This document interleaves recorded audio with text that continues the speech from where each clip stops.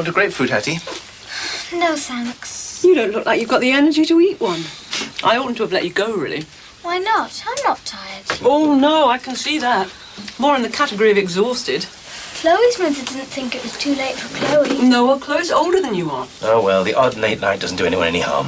What was the play like, anyway? Well... Save what energy you have got. Now, let me see if I've got this right. Oh, this is only the edited highlights, of course. They had better scenery for the school play. One of the actors shouted too much. Oh, and they all wore neighbours' T-shirts instead of proper costumes. You've forgotten the woman. The woman? The woman in front, I told you. Oh, yes, I'm sorry. The woman who sat in front of Hattie coughed all the time. Oh, dear. Apart from that, Mrs. Lincoln, how did you enjoy the play? What? It's a joke, darling. President Lincoln was assassinated at the theatre and a reporter was supposed to have asked his wife that. Well, it wasn't a very nice thing to ask, was it? Was it a joke, Daddy? Apparently not. What'll our house be like in America? Quite big. Nice big family house. Right, you two need game stuff or anything? Why did they shoot him, President thing? Well, there isn't time for all this now. You always say that when you don't know. Hello, Mr. Choi. Good morning, Hattie, Miss Crackery. Good morning. Jessica left this. I thought she might need it for school. Thanks. Would you like some tea? No, I mustn't stay. No, neither must I. I'm dropping Hattie and Jess off at school in my way in. There's plenty of tea there. I'm sure your father will stay if you twist his arm. Cup of tea? I'll go and get dressed. Have you got the time? I can make a little, Michael. A man should always make time to sit and talk with his son. I'm not boring you, am I? Oh, sorry. Oh, I've been running around in circles since half 6, a hemorrhage and 2 admissions. Yeah, what do you think you've had problems? Were they really rotten to you? Oh, no. The sergeant's offered to nip me a medal with his own fair hands. What do you think? Don't usually just pat you on the head for sitting there while your surveillance subject drives off under your nose, you know. Sorry they were rotten to you. Could have been okay, but no. Goody two-shoes corkill. I mean, we could have come up with something that had got us off to you, but I don't know. I cannot tell a lie. Well, you probably would have got found out anyway, like he said. Oh, great. Why don't you take his side? Look, I know you've had a hard time, but so to take it out on me. Yeah, but there's no need to take his side. I'm not. Well, you're certainly not taking mine. All I'm saying is whatever else you say about Roddy's is one of them who can't help being honest. Oh, so I'm bent? Oh, God. Look, all I'm saying is it sounds to me like you were just unlucky. It could have happened to anyone, couldn't it, the woman walking off without you noticing? But it's still more fair them blaming you than you blaming him. That's all I'm saying. Yeah, well... Do you think this thing's coming? Your guess is as good as mine. And anyway, what reason would I have for sticking up for old Corker?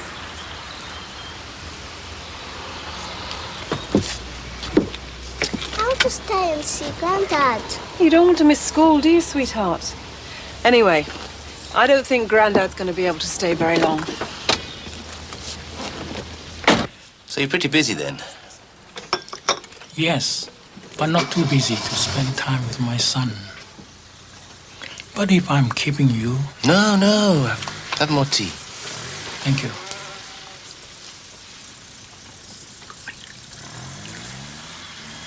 Here. Oh, mate, you're not going to believe this. Oh, your boss didn't find out it was you broke the fax machine, did he? No, week's fine. This is pleasure. Go on, then. Oh, you'll die when I tell you, you know. I'll die before you tell me at this rate. What? Well, I got a phone call. Yeah, well, who from? Oh, just a certain person, that's all. Oh, suit yourself. It's only Cav, that's all. Cav? You mean? The one and only. What's he phoning you for? Oh, charm, I'm not that forgettable, you know. Yeah, well, I think you were stupid giving him your number. Oh, it was all right. He asked me. Anyway, he only gave me work number. And they were all right, him and his mate, weren't they? Yeah, but they might not have been. We were daft getting in that car, you know. I know. Oh, anyway, he turned out all right, didn't he? Come on, I didn't miss this bus. Well, what did he say, anyway? Oh, nothing much. He just wants me to go out with him, that's all. Oh, you're having me on. You're on, aren't you? You're having me on. You heard from Caroline this week? Only that she's well. You'll be missing her help with Jessica. Yes, but we manage. We? Jessica and I. Ah. Of course, I'm not saying Caroline's not a huge help. Just knowing she'd pick Jessica up from school on days like today. There are some problems today?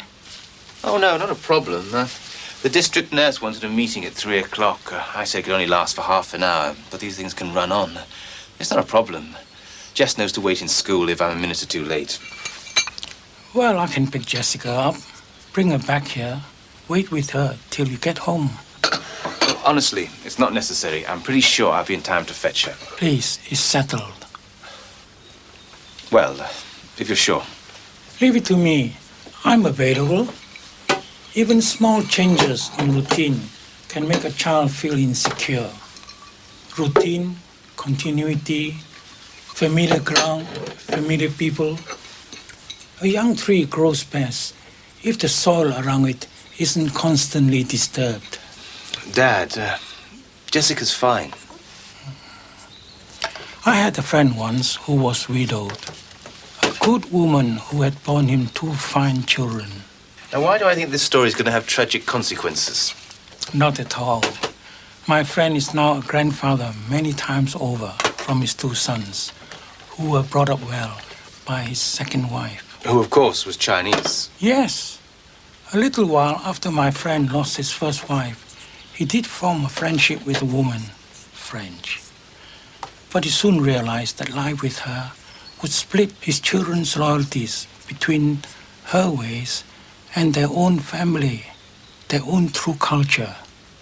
But, of course, he'll never know, will he, your friend, whether the Frenchwoman would have made him and his children happy in spite of all that. He felt it was unlikely, too unlikely to risk.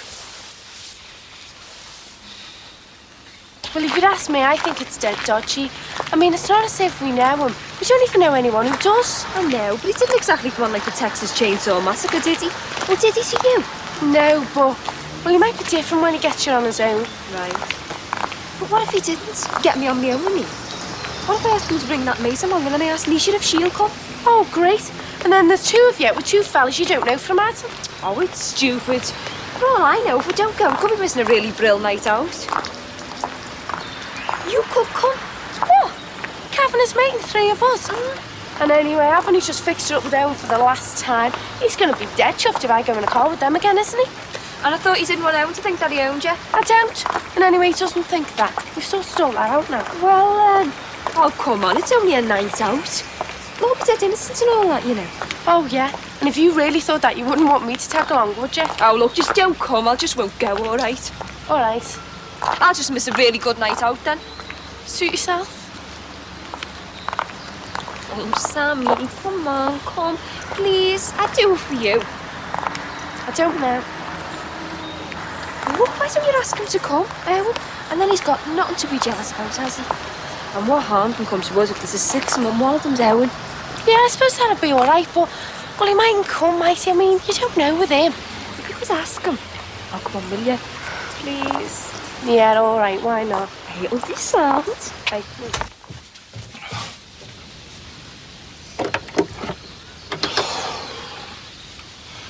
All right, come in. No, this won't take long. What do you want me to do? Stand here all day waiting for an indecent exposure charge?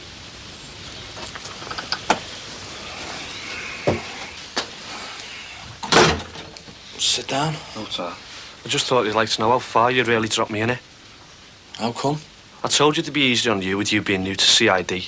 Oh, yeah, you should have been there. Meters didn't stop ringing for 20 minutes after the bollocking I got.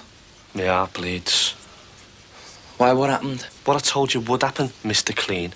I've only lost my attachment to drugs, that's all. All right, well, listen. And don't go telling me you couldn't have done anything apart from owning up to us blowing it, because I've already had all that crap from Kirsty. Why, what do you mean? Why, what do you mean?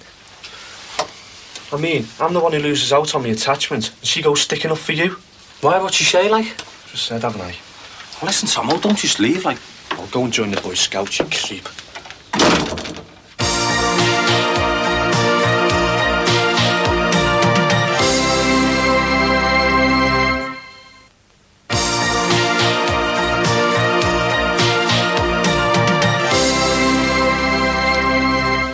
big black bear. In your language, that's Haksik Kitai Hong. Hello. You must have just got back before me. My meeting was cancelled. I could have picked this monster up from school after all. I rang to tell you, but they said you'd already left. I must have just left. Well, that's odd. Thought I phoned in plenty of time. I didn't want to be late picking up my very special granddaughter. Hey, can my big girl go and wash these very painty hands? And you can have some juice and a biscuit. Anyway, thanks for bringing her home. That's what fathers are for. I try to do what I can for you, just as I'm sure you'll always do what you can for Jessica. Hello, could I speak to Kirsty, please? Yeah, okay. Hi, Owen. Hi, it's me. Oh, me. Annie. Yeah, well, my dad's probably still in, you see. Yeah, well, I wanted to ask you something. Tell him. If he says yeah, you love him forever, tell him. Well, I can't tell him anything, can I, with you messing? You still there? Yeah. Right. I've got to ask you something. Hiya. Yeah, I've just realised, were you asleep? I'm sorry. Yeah, I'm still here, yeah. What it is, I know you're probably thinking it's funny me ringing you, but I don't know whether Tomo's told you about the other day when we were both put on a surveillance. Yeah, well, I don't know whether he said anything, but he's got it into his head that he thinks I like seeing him getting into trouble. Yeah, I know it's daft. Yeah, well, I just didn't want you to think that. I want you to know what happened. Yeah, only you know me on the phone. Yeah, we could, yeah. Yeah, well, that's great. That's great. Well, I'll let you know when Mad Woman is sorted out with Cav.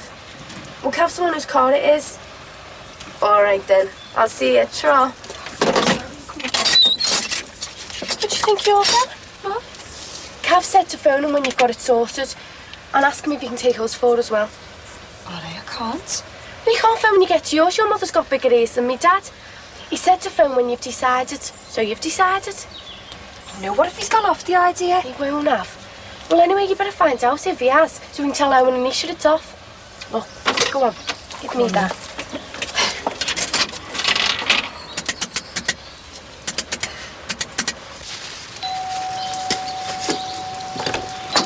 Oh, I'm sorry, I didn't think you heard me the first time.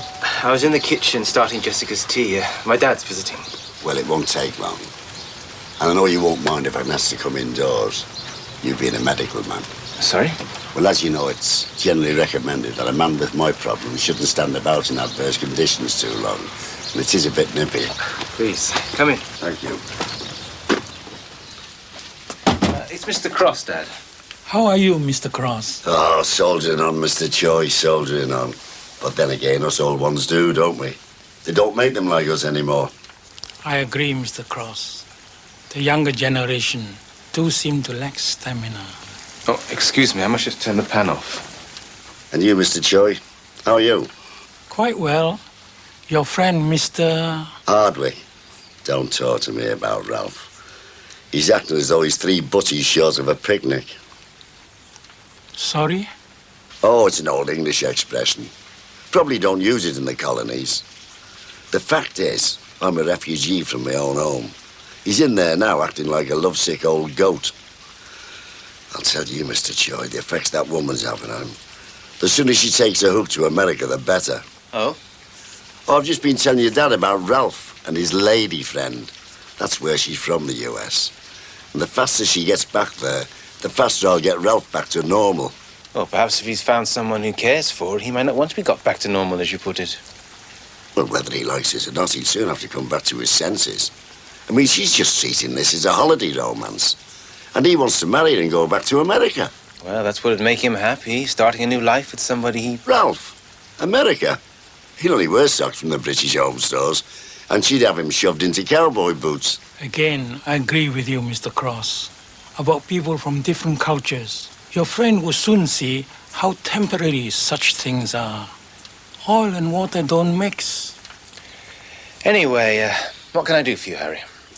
Well, nothing much really, except I've decided to change doctors. I mean, the bloke I've got, he wouldn't know the difference between a blackhead and Black Death. So I thought you'd be pleased to know I want to come on your panel. Come on. Oh, wait, what if he's not in? Well, you won't find out unless you phone, will you? Come on. Oh, I wish he'd say we want to go if he asks anyway. Well, you won't just pick down the end of the road, will you? He's got a car, hasn't he? Pick somewhere a bit more exotic. We could go to, St. Helens even. Oh, yeah, great. It's unfortunate you're dissatisfied with your present GP. The man should be struck off, wouldn't you say so? Well, none of it's actually culpable, Harry. And another thing, I was only in with him 20 minutes the other day, and the next minute he was shooing me out the door. Yeah, well, none of us can devote as much time as we'd like to patients. Of course, I can admire your loyalty to a fellow member of your profession. And I quite understand you can't come straight out and say you think I should kick him into touch, not after what all I've told you. But you and me, we'll know why I've changed over. Yes, but you can't change over to me. You mean that old Sawbones won't let me off his panel? Well, I'm sure he wouldn't want you to stay with him unless you wanted to. Well, then. It's a matter of practice areas, Harry. You don't fall into mine, so I can't take you on. I'm sure it's just a technicality that you can get round. I'm afraid not. Are you saying you don't want me on your panel? No, I'm saying I can't.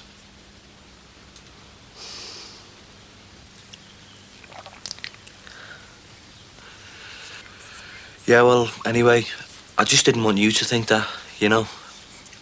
Well, I knew you wouldn't have done just to lend him in. I told him that. Yeah, he said. Do you fancy a coffee or anything? No, I've better not. Only because Tomo said he might come round to ours later. I'd better be there. Suppose he'd go mad, wouldn't he? If he knew you were around here with me. Well, I don't see why. I mean, we're only talking about him, aren't we? Anyway, I don't see what's wrong with us just being friends, do you? No, there's nothing wrong with us just being friends, is there? Well, I don't see any harm in it, do you? No, I don't see no harm in it, no.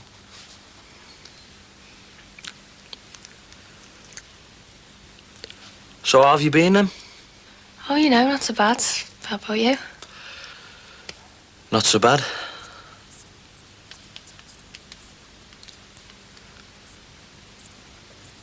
How's work? Same as ever, you know. How's yours? Oh, just the same, you know. How was everyone? Tracy and everyone? Fine. How was Yola? Fine. Well, sorry I bothered you. Not at all. I'm sorry I couldn't solve your problem. But as I said, we're only allowed to take NHS patients in our own area. Well, that's life. But hang on a minute. If I wasn't with you on the state, I could come private. Well, in theory, yes. So what's the problem? Well, Oh, there's no need to worry. I can pay. Mr. Cross, Harry, I can't do it. You mean you can't take me on for money? I don't take anyone on for money. I take them on because they're sick and because they live in the area in which I practice. Surely not one private patient. No, I'm sorry. Let's just say I'm against it in principle. Oh, well, that's the way you feel. Look, it's nothing personal. It's just... Principle, yeah. Well, it's against my principles for a sick old man to have a doctor who tends more to his pot plants than he does to his patients. I'm sure if you ask around, you'll find another doctor in your own area. But I'm very flattered that you asked me. Well, as long as there's somebody happy, that's all that matters, isn't it? Bye. Yeah. See ya. You're going home now to watch Romeo and Juliet playing footsie on Marksminster. And that's enough to make anybody's blood pressure go soaring up.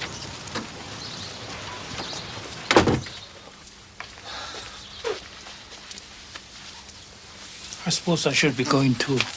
I'll give Jess her tea, and I think I'll have an early night myself.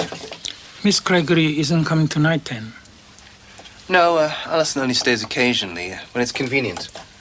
Just a loose arrangement. It's not a formal relationship, no. But it's become very important to me. These things can seem important, Michael. A young man like you, vulnerable from grief, to be distracted by a pretty woman. Pretty, yes, Dad, but not so easily dismissed. Because that's not all Alison is. She's strong and clever and alive. Alive, Dad. Michael. I'm hungry. All right, little one. Let's give you some tea then, huh?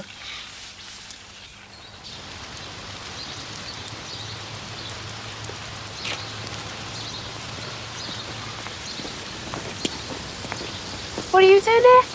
What am I doing here? I couldn't believe it when I went round to yours and he said where you'd gone. Oh, sorry, well, you said you wouldn't be round till about 6:30. I'll be back by then. What are you doing sneaking round to see him for anyway? I wasn't. I was going to tell you. Oh, yeah, sure, I bet. Well, I might have known you'd be like this about it. How am I supposed to be? How about sensible? Just 'cause me and Rod are friends. Since when? Since now. Since today, since we decided it was stupid being anything else. I can't make up my mind if you're a deceiving little cow or just plain dumb. Do you know that? Well, what's that supposed to mean then? You and him, good friends. How can you and Rod just be good friends? Well, I don't see why we can't. Well, then you are just plain dumb, aren't you?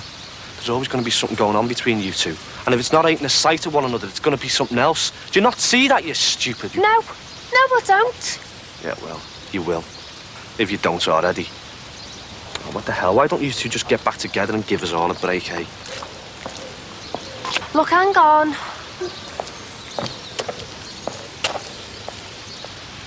Daddy! All right, Jess, I won't be a minute. 你要知道，我永遠都係為你着想。 Dad, please, don't do that. Don't speak to you in your own language. It's more yours than mine. Look, I don't feel in it, and it puts me at a disadvantage with you. No, surely. No, really. It makes me feel like when I was a child and I mispronounced the words. Well, I'm not a child any longer, Dad, and I have to speak my own language. Michael, you cannot abandon the whole way of life and be happy. Then don't ask me to, Dad. Don't ask me to abandon my way of life for yours. I better go. Good night, Dad. Good night.